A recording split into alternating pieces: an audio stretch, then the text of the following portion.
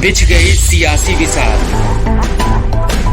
खेला जा रहा है सियासी खेल, जारी है वार पलटवार। शह और मात के खेल में बनाई जा रही है रणनीति। कौन पड़ेगा किस पर भारी, ये कभी भी सिर्फ हस्तक्षेप.com पर अमलेंदु उपाध्याय के साथ हटेगा आने वाले समय में। लेकिन यहां एक बहुत बड़ा सवाल बन करके राहुल गांधी खड़े हुए हैं और सीधा हमला कर रहे हैं नरेंद्र मोदी पे और उनकी सरकार पे, और कहते हैं कि 1000 बार पूछ लो, 1000 बार कह लो, लेकिन मैं माफी नहीं मांगूंगा, मैं सावरकर नहीं हूं। और ये बात साथ साथ अडानी को, आज डेरेक ओब्रायन ने भी राज्यसभा में कहा, ADANI, आप अडानी का नाम नहीं लेना चाहते ना लें, लेकिन हम अडानी का स्पेलिंग तो बोलेंगे ही, ये कह रहे थे। हमारे साथ जुड़ गए हैं सुनील शुक्ला जी। सुनील जी, आपका स्वागत करता हूं इस कार्यक्रम में। और साथ में जुड़े हुए हैं डॉक्टर प्रकाश हिंदुस्तानी जी। पहले प्रकाश हिंदुस्तानी जी, आपके पास आना चाहता हूं। क्या कर्नाटक जो है मामला फंसा हुआ है कर्नाटक में बीजेपी का, इसीलिए इधर दिल्ली में नाटक चल रहा है?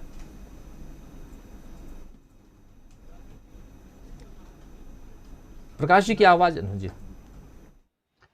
दिल्ली के नाटक के पीछे बहुत से कलाकार हैं और बहुत से सह कलाकार हैं। अभी आपने एक लंबी फहरिस्त बताई, उसमें मायावती का नाम छूट गया है शायद। मायावती भी उसी फहरिस्त में शामिल है जिसमें ममता बनर्जी हैं और अखिलेश यादव हैं, और केजरीवाल भी काफी हद तक उसी फहरिस्त में शामिल है।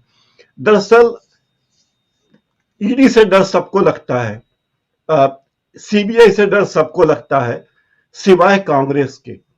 लेकिन कांग्रेस के पीछे जिस तरह सीबीआई और ईडी लगे हुए हैं, मजेदार बात यह कि बीजेपी की सरकार में बीजेपी के एक नेता जो मंत्री भी, उन्होंने आज बड़े शौक से शोरगुल से कहा कि हिटलर का प्रचार मंत्री जैसे बोलता था, इस तरह कांग्रेस के लोग बार बार झूठे आरोप लगा रहे हैं हमारे प्रधानमंत्री पर।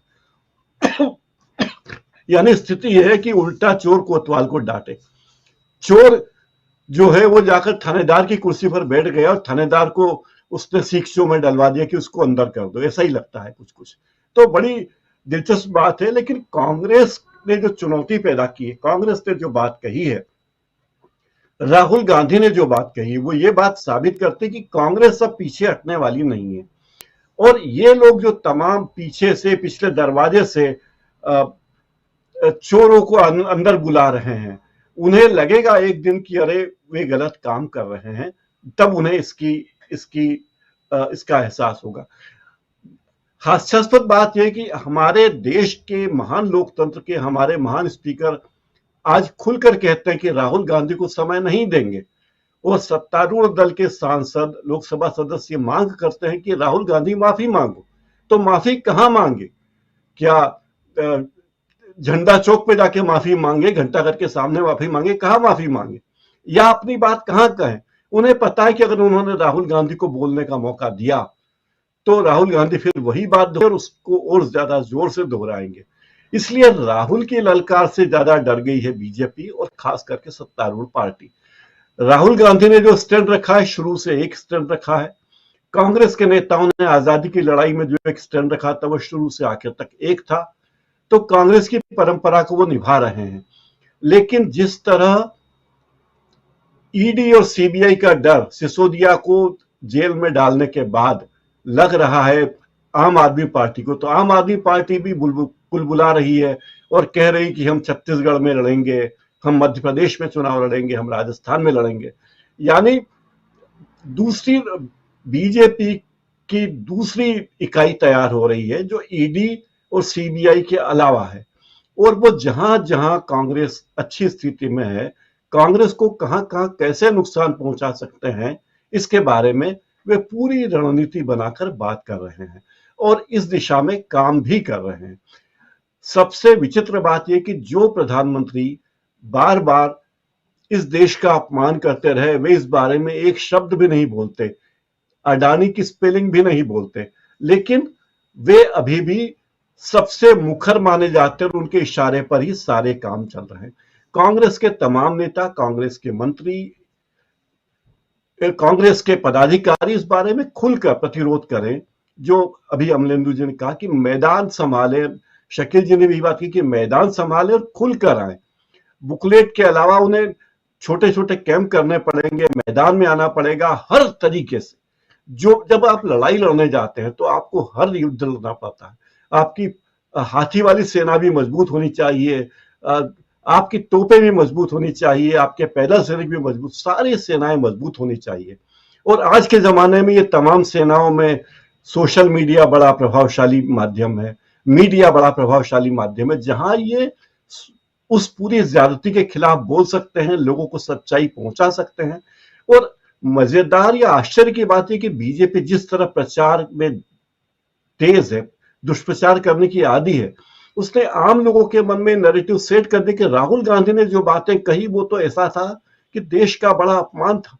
अगर आप अतीत में जाएं, जब इमरजेंसी लगी हुई थी और सुब्रमण्यम स्वामी लगातार सरकार के खिलाफ बोलते रहे थे, भारत सरकार के खिलाफ, जब कांग्रेस के एक नेता ने ये बात कही लोकसभा में कि क्यों न सुब्रमण्यम स्वामी की सदस्यता रद्द कर दी जाए, तब कांग्रेस के ही नेताओं ने, कुछ नेताओं ने कहा कि नहीं, यह आरोप स्वामी पर आप सिद्ध नहीं कर सकते, क्योंकि सुब्रमण्यम स्वामी ने भारत सरकार की, वर्तमान सरकार की आपातकाल की नीति का विरोध किया, उन्होंने भारत का कोई विरोध नहीं किया। और उस कांग्रेस पार्टी ने सुब्रमण्यम स्वामी की सदस्यता के बारे में वो क्लास, जो हालांकि बाद में स्वामी हटाए गए दूसरे मामलों में, दूसरे आरोपों में, लेकिन वो क्लास उसमें से हटा दिया गया जो शर्त नंबर 3 थी।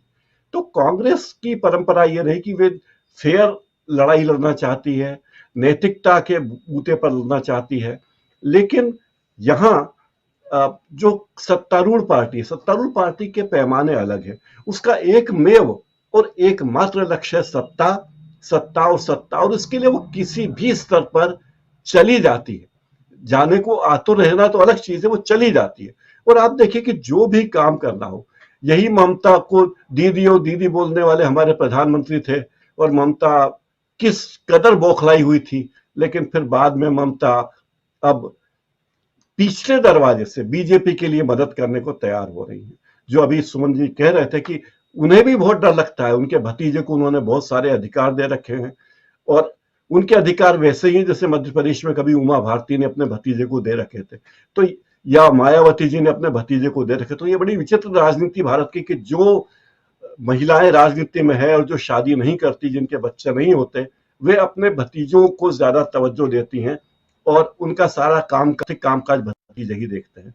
नरेंद्र मोदी इसका अपवाद जरूर है कि जिन्होंने भतीजों पर भरोसा नहीं किया, अंबानी पर भरोसा किया, मेहुल चोकसी पर भरोसा किया, तो दूसरे मोदी और माल्या पर भरोसा किया। तो यहाँ नरेंद्र भाई मोदी अपने भतीजों पर भरोसा नहीं करते, लेकिन उन लोगों पर भरोसा करते हैं जो उनको धंधे में होते हैं, क्योंकि राजनीति ही उनका पेशा है, सत्तारूढ़ पार्टी नेता। तो राजनीति के लिए वे किसी भी कीमत पर जाने वाले हैं, कितनी भी मिलावट करने को तैयार में। राजनीति की नैतिकता से उनको कोई नहीं, उन्हें केवल सत्ता चाहिए, और ये बात बार बार साबित हो। राजीव जी, बिल्कुल सत्ता और केवल सत्ता, चुनाव और सिर्फ चुनाव। सुनील शुक्ला जी आपके पास आऊं, लेकिन बिछ गई सियासी विसार,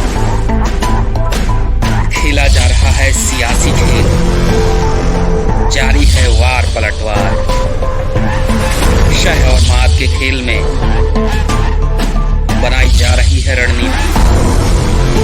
कौन पड़ेगा किस पर भारी, ये कभी भी सिर्फ हस्तक्षेप.com पर अमलेंदु उपाध्याय के साथ